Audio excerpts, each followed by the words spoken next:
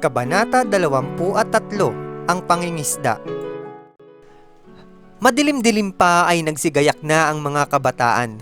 Naglalakad na patungo sa lawa ang magkakaibigan.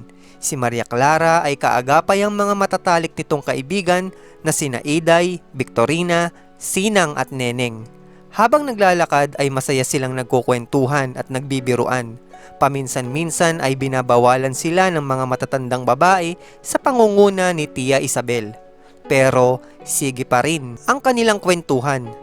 Ang mga kawaksing babae ay mayroong sunong-sunong na mga bakol na kinalalagyan ng mga pagkain at pinggan. Narinig ng mga kababaihan ang paparating na langkay ng kalalakihan. Sila ay naglalakad sa himig ng isang tugtugin. Nag-abot ang 2 pangkat. Ang mga bangka ay nagagayakan na ng mga bulaklak, iba't ibang kulay na kagaya ng gitara, alpa, akordeon at tambuli. May 2 bangkang magkatali. Ang isa ay para sa kalalakihan at ang isa ay para sa kababaihan. Sinabi ni Albino na may butas ang isang bangka at dahil dito ay nagtabi-tabi ang mga kalalakihan at kababaihan. Si Ibarra ay napatabi kay Maria Clara. Si Albino ay kay Victorina. Natameme sa pagkakagulo ang mga dalaga. Ang piloto o ang sumasagwan sa 2 bangka ay kapuna-puna ang pagiging tahimik.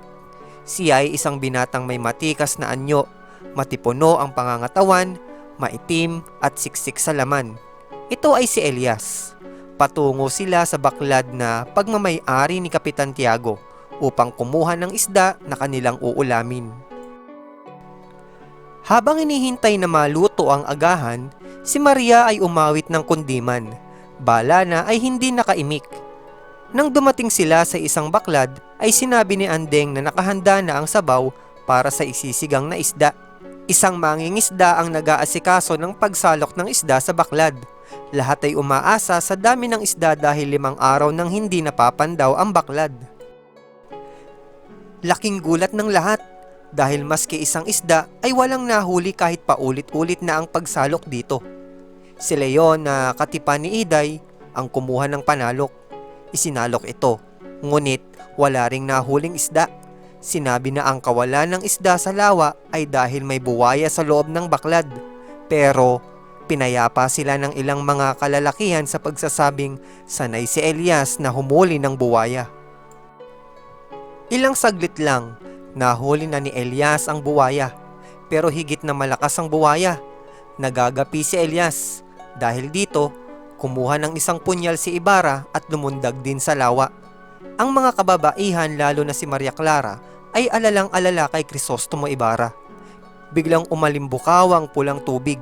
Napatay ni Ibarra ang buwaya na laslas ang tiyan at lalamunan nito at nailigtas ang piloto. Nagpasalamat ang piloto kay Crisostomo Ibarra at sinabi nitong utang niya ang kaniyang buhay sa binatang si Ibarra. Natauhan mula sa pagkapatda si Maria Clara nang lumapit sa kanya si Ibarra. Nagpatuloy ang mga magkakaibigan sa pangingisda at nakahuli naman ng maraming isda sa kabilang baklad. Nagpatuloy sila sa gubat na pag-aari ni Ibarra. Nananghalian sila sa lilim ng mayayabong na punong kahoy na tumutunghay sa batisan. Mga tulong sa pag-aaral. Si Albino ay isang mapagbirong kaibigan ni Crisostomo. Siya ay magpapari ngunit hindi natuloy. Kung babasahin mo ang buong Kabanata 23, malalaman mo na siya ay may kapilyuhang taglay.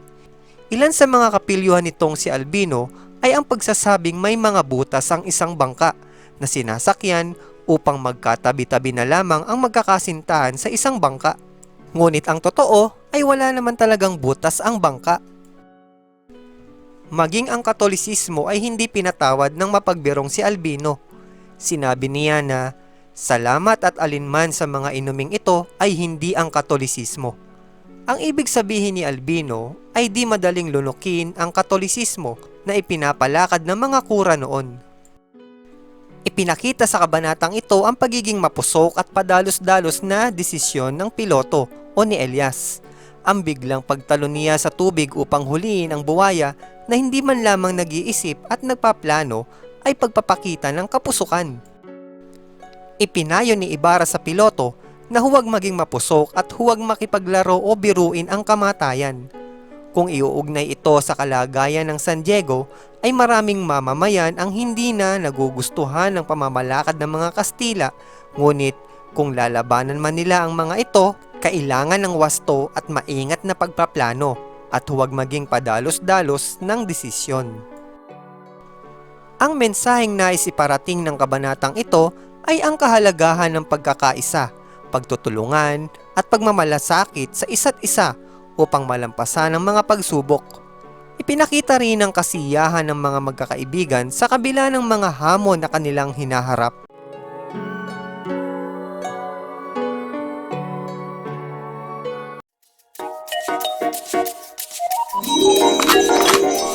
Hanggang sa muli, paalam! Oops! Huwag kalimutang mag-subscribe! Salamat!